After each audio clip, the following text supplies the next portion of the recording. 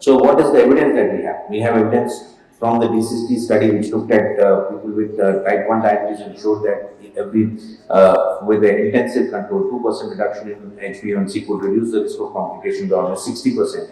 And from the DCT and the UKPDA study for those of you who are not very familiar with it, this is a study which enrolled patients with type 2 diabetes across the many centers in UK. More than 5,000 patients were enrolled, and they were either randomized to a less standard treatment which was being followed in those years in 1970s, late 1970s and 1980s, versus more aggressive management with sulfonylurea and metformin, bringing down the difference between the two arms was that 1% lower HbA1c was achieved in the arm which was intensively controlled, and that brought down the complications by significantly.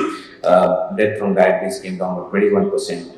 Microvascular complications came down by 37%, and peripheral vascular disease came down by 43%, and the heart attacks also reduced by 16%, which was not statistically significant.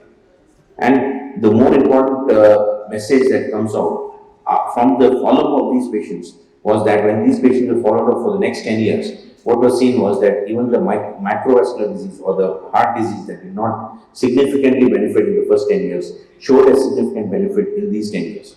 And they continue to have the benefits in the microvascular complications. And that is, mind you, with both the arms maintaining almost the same glucose control, higher than what was maintained in the first 10 years. So this clearly shows that there is a concept of metabolic memory, or there is a legacy produced by this early intensive control, which continue to have the benefit. So what happened to these individuals who were in the UKPDA study after another 20 years?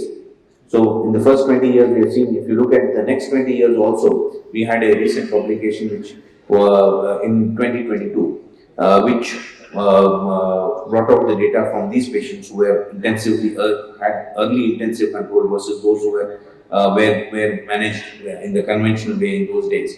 The intensive control arm continue to have these benefits, with the reduction in any diabetes-related endpoint by 10% lower than the conventional arm, myocardial infarction 15% lower, that again show which is statistically significant. Microvascular disease very significantly 26% lower in this early intensive control arm, and all-cause mortality also lower.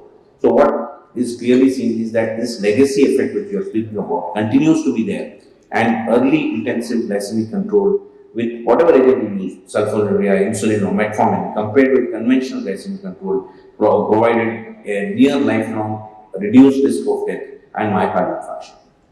So achieving near normal glycemia immediately following diagnosis might be essential to minimize the lifetime risk of developing diabetes-related complications to the greatest possible extent.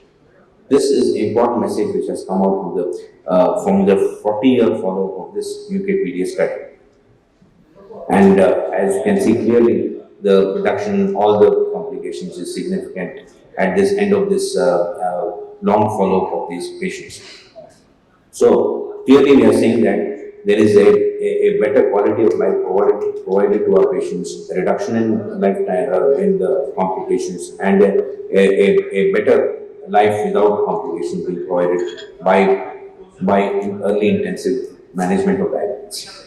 Now let us look at some other studies. This is a study, interesting study from Kamlesh Kunti and his group. They looked at people who were able to achieve HbA1c of less than 7% in the first year of their diabetes, as compared to those who could not achieve that. So when you look at the comparison between these two, those who could not achieve this goal of less than 7% in the first year of diabetes, and when they followed up for 5.3 years, at the end of 5.3 years, they had a significantly increased risk of MI by 67%, strokes by 51% increased risk of strokes, heart failure increased by 64%, and the composite CV endpoints increased by 62%. So clearly, those who were able to achieve near normal glucose levels in the first year of diabetes could benefit a lot, and those who did not achieve this had a much higher risk of various complications. So this early dysglycemic legacy, you can call it, if you look at it from the other way, say that those who are having this early dysglycemia continue to have ill effects of that. while those who could achieve good glycemic control in the first year had significant benefits which continue to last for many, many years. So it is important that we should provide a good legacy of life free from complications to our patients. But what is happening in real life? Look at this Discover study program. The results of this is a global study which looked at what are the HbA1c levels across the globe, and what did they find is that globally, almost one quarter of patients had HbA1c more than 9%, and if you look at the number of people having less than 7%, it is a dismal about 20% or so.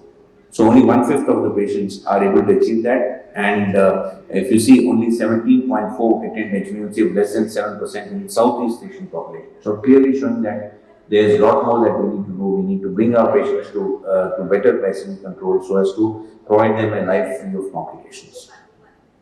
So what are the challenges in doing so? There are many challenges. There are physician-related challenges where many of us fail to adopt this treat-to-target approach. So earlier we were using a stepwise approach where we used to use one agent. If it fails to get the patient under control, then you use another agent. Even before that, you would just advise lifestyle for many months or years also. So what happens is that in such approaches, patient doesn't come back also, and even when he is coming back and you're giving him taking a long time to get him under control, you're not actually providing that early benefit that or a good legacy of glycemic control that needs to be provided to the patient. So therefore, what is important is that we adopt a treat to target approach rather than a stepwise increasing approach. So there could be other medication related issues, because today we know that there are 7 different or 8 different pathways contributing towards hyperglycemia, and each of them has different medications to address these issues. And a single molecule may not be able to address all the issues. So we often need combination therapy to get our patients to target glycemic control, and therefore using combination therapy is more important. And patients may have concerns about using many medications, and there could be other concerns of patients of the adverse effects of medications, their cost of medications, the complexity of therapy. All these concerns are there. Many times they may be worried about the complications, go to alternative therapies. But it is important, it is our duty to educate our patients about the need for early control of diabetes, early appropriate control, if not aggressive, we could say early appropriate control. So as to give them a good legacy of protection from complications.